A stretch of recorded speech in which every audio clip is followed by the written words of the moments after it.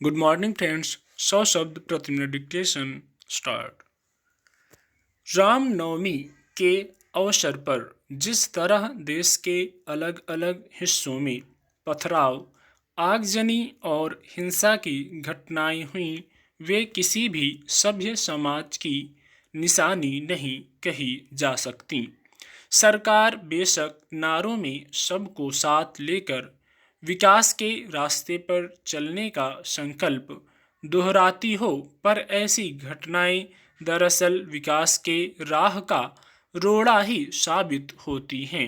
इन घटनाओं के लिए विश्व हिंदू परिषद ने अल्पसंख्यक समुदाय और वामपंथी नेताओं को दोषी ठहराया है, जिनके उकसावे में आकर लोगों ने राम नवमी की शोभा यात्राओं पर पथराव किए और हिंसा भड़की, तो वामपंथी दक्षिण पंथ को दोषी ठहरा रहे हैं।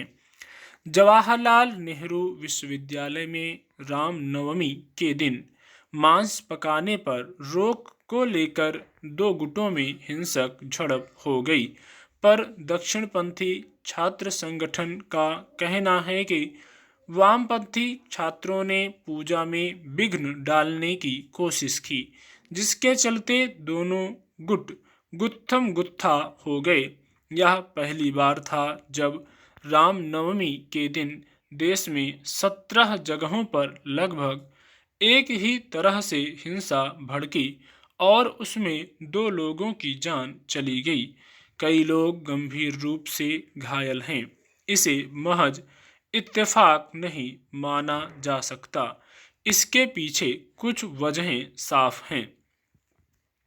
पिछले कुछ समय से कर्नाटक में पहले हिजाब, फिर मंदिरों में दुकानें लगाने, फल सब्जी आदि बेचने को लेकर जिस तरह एक समुदाय विशेष को निशाना बनाया जा रहा था, उसका अनुकरण दूसरे राज्यों में भी देखा गया। मंदिरों के सामने से अल्पसंख्यक समुदाय के लोगों को फलों सब्जियों की रेहड़ियां हटाने को कहा जाने लगा। फिर नवरात्र में मांस की बिक्री पर प्रतिबंध की मांग ने जोर पकड़ा। इसके पहले कई जगहों पर कुछ संत साधुओं ने जिस तरह धर्म संसद करके भड़काऊ भाषण दिए, उससे भी समाज में उन्माद का माहौल बना और उपद्रवी तत्वों को सह मिली। हालांकि बताया जा रहा है कि कुछ जगहों पर शोभा यात्रा पर अल्पसंख्यक समुदाय की ओर से पथराव किया गया। अगर यह सच है तो यह उस समुदाय के नेताओं की जिम्मेदारी मानी जाएगी। उनमें से भी कुछ ने पिछले दिनों कहीं कहीं उकसाने वाले भाषण दिए थे। इसलिए समाज में समरसता कायम करने में उनसे भी बराबर के सहयोग की अपेक्षा की जाती है। हालांकि उनके खिलाफ जिस तरह का वातावरण समाज में बनता गया है, उससे अल्पसंख्यक समुदाय में एक प्रकार का भय स्पष्ट दिखाई देता है। प्रशासन भी ऐसी घटनाओं के वक्त प्रायः चुप्पी साधे नजर आता है। वैसे भी सामाजिक सौहार्द की जिम्मेदारी बहुसंख्यक समुदाय पर अधिक होती है।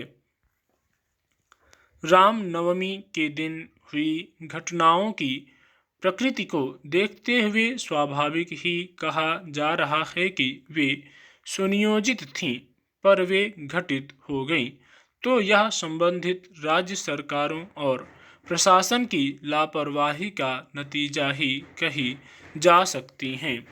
ऐसे आयोजनों के बारे में पुलिस को पहले से जानकारी होती है। अगर वह सचमुच इन घटनाओं को रोकने के लिए प्रतिबद्ध होती, तो वे होने ही नहीं पाती। कई जगह लोगों के आरोप हैं कि पुलिस मूक दर्शक बनी रही, फिर वे राज्य सरकारें इस तरह का माहौल बनाकर आखिर क्या हासिल करना चाहती हैं। जिन समाजों में आंतरिक तनाव लगातार बना रहता है, हिंसक घटनाएं होती रहती हैं, उनका विकास कभी नहीं हो पाता। स्टॉप।